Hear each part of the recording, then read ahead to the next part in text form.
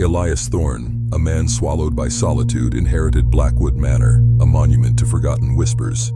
He sought solace in its vast, dust-laden library, unaware the house had its own stories to tell. Days bled into weeks as Elias cataloged ancient texts, the only company he kept being the creak of floorboards and the sigh of the wind through broken panes. He often heard it then, a faint, almost imperceptible hum, originating from the very stone of the house. At first he dismissed it as the house settling, the echoes of a past he couldn't grasp. But the hum grew, morphing into something more, melodic, a low, mournful chant. It seemed to emanate from the forbidden wing, a section of the manor sealed off for generations. Driven by a historian's insatiable curiosity and a growing unease, Elias began to research the manor's history. He discovered tales of the Thorne family's eccentric ancestors, many of whom met unusual sudden ends. One name recurred, Anya, a distant relative said to possess a peculiar gift. The journal entries spoke of Anya's affinity for the unseen and her conversations with the very stones. The chants became clearer, almost words, though he couldn't decipher their meaning. They called to him. He found a hidden key, tarnished and intricate, tucked inside Anya's personal diary. With trembling hands, he unlocked the forbidden wing. The air within was thick, stale, and smelled of decay and forgotten incense. Inside, a spiral staircase descended into absolute blackness. The chanting intensified, now a chorus of sorrowful voices. He ventured down, each step echoing in the oppressive silence between the chants. At the bottom, a vast circular chamber spread before him, its walls covered in strange, swirling carvings.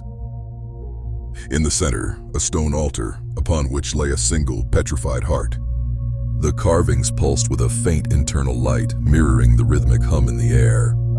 Elias felt a strange connection to the chamber, a sense of belonging that terrified him more than anything. He realized the chants were not coming from outside, but from the walls themselves, from the very stones. They were voices, not human, but something ancient, trapped. As he touched a carving, a jolt of pure energy surged through him. Visions flooded his mind. He saw Anya, younger, vibrant, conversing with the pulsing walls, not in fear, but in communion. He saw his ancestors one by one descending into the chamber, some with awe, others with terror. They were performing a ritual, a transference, but of what? The visions intensified, showing Anya's gift. She could hear the trapped entities and communicate with them. The chants transformed into pleas, warnings. They were trapped here by the Thorne family. The petrified heart on the altar, it was the anchor, the source of their endless torment. Elias felt a terrible understanding dawn upon him. The hum, the chants, they weren't random. They were starving. He saw a final vision of Anya, much older, her face etched with sorrow, performing a ritual of her own. She was trying to contain them, to lessen their suffering, knowing she couldn't release them. The voices now begged him, not for release, but for an end to the suffering.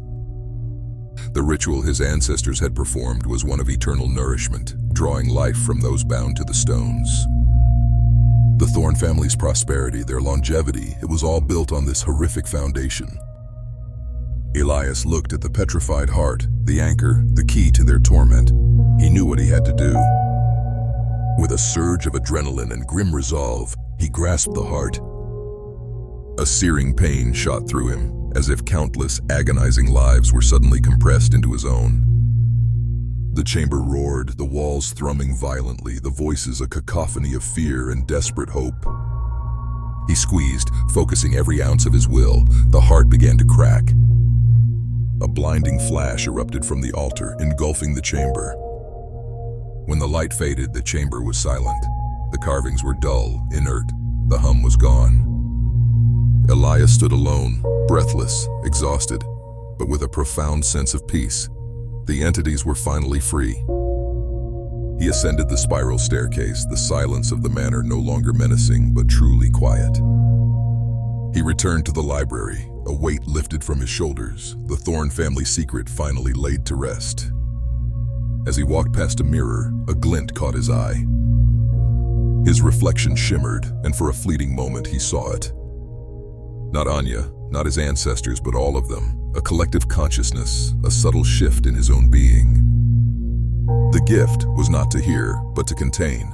Anya hadn't released them. She had passed them on, to him. Blackwood Manor had claimed another Thorne, not as a victim, but as its new host. And the whispers, they had just begun anew within him. And this is the end. For now, don't miss the next episode. It could frighten you. But if ready, you are very welcome. Remember to like, subscribe, and comment. Help us grow this channel to create more related content. Thank you. Your support means the world.